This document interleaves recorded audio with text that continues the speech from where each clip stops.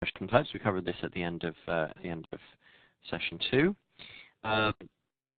This is the first type of question is an inference question. Inference questions represent about 15% of the critical reasoning questions that you'll be facing. So on the typical exam where you're facing 14 critical reasoning questions, you'll come across 2 of these. Inference questions can be identified when you look at the question stem, which is the first step. Always the first thing you do in a critical reasoning question is to look at the question stem. You identify them by noticing the words infer, inference. The question stem might say which conclusion below is best supported by the above, and so these would be the ways that you would identify them.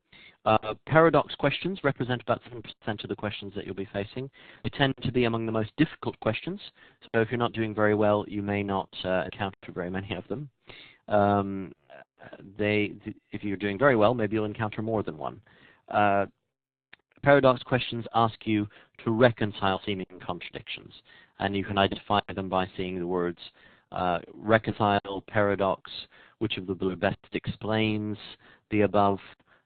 You're basically given 2 trends which seem to contradict each other, and you're asked to reconcile them. Now, the third type of question you'll be facing are method of reasoning questions. Again, these make up about 7% of the overall question set, so you're likely to face only one. They do tend to be among the easier questions to tackle, and therefore, you may see more or fewer than one, depending on how you're doing on the verbal section as a whole. How do you identify a method of reasoning question? Well, where the answer choices describe types of arguments. Finally, assumption questions. Now, assumption questions represent about 70% of the critical reasoning questions, about 10 of the 14 questions you'll be facing. They're obviously, therefore, by far the most important types of questions that you're going to be facing. There are 3 main subtypes of assumption questions. Weakened questions, which ask you to identify which of the answer choices most weakens the argument that's placed before you in the question itself. The strengthened question asks you to identify an answer choice that gives additional support to the argument, that makes the argument that you've been presented with stronger. An assumption question simply asks you to say, well, what unwritten assumption must underlie the question that you're looking at.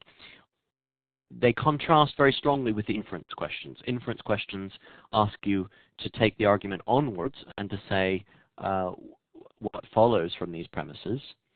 Assumption questions turn the argument back in on itself and asks you what went before the conclusion. So the most common types of critical reasoning questions have a great deal of interiority. In other words, they ask you to think what went before the conclusion, rather than if that conclusion were true, if the conclusion of the argument were true, what else would be true, which is, in a sense, what the inference question asks you to do. Assumption questions generally contain some tempting wrong answer choices. So, for example, weakened questions typically contain at least one answer which is actually something that strengthens the argument. Strengthened questions typically contain at least one answer choice that weakens the argument.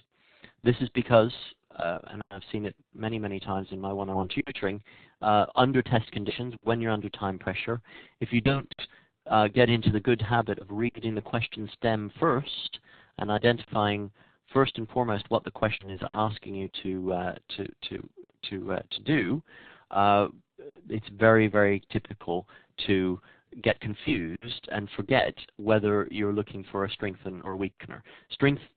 You would think that on a weakened question, an answer which strengthens the argument would be easy to rule out.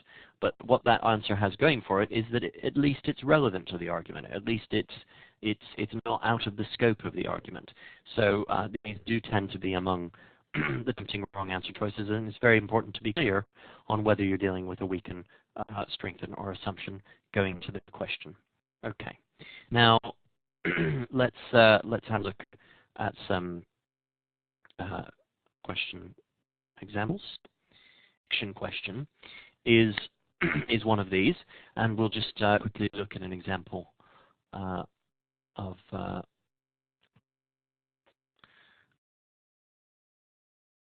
question about the Halliburton Oil Pipeline Construction Corporation. And I'll ask you to look at the question, and I'll open up a poll and ask you to say what you think the answer might be.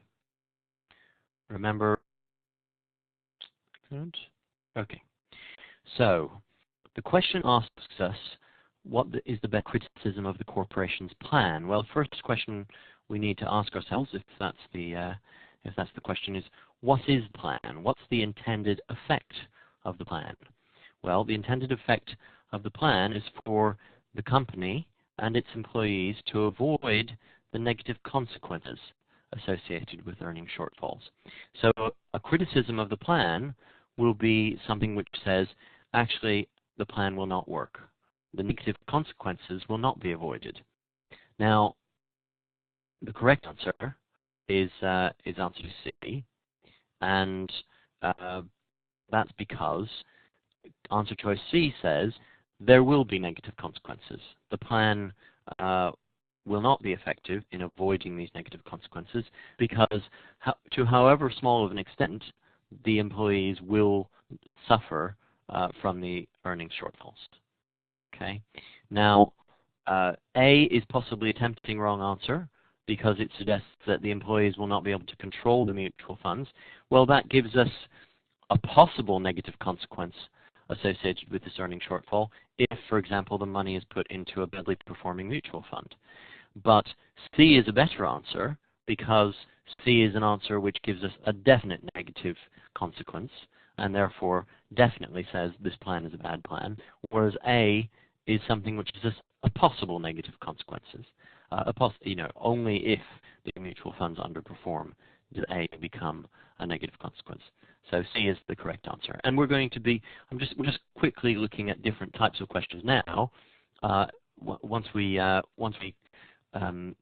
finish looking at all the different types of questions, we'll be going on to look at answer strategies.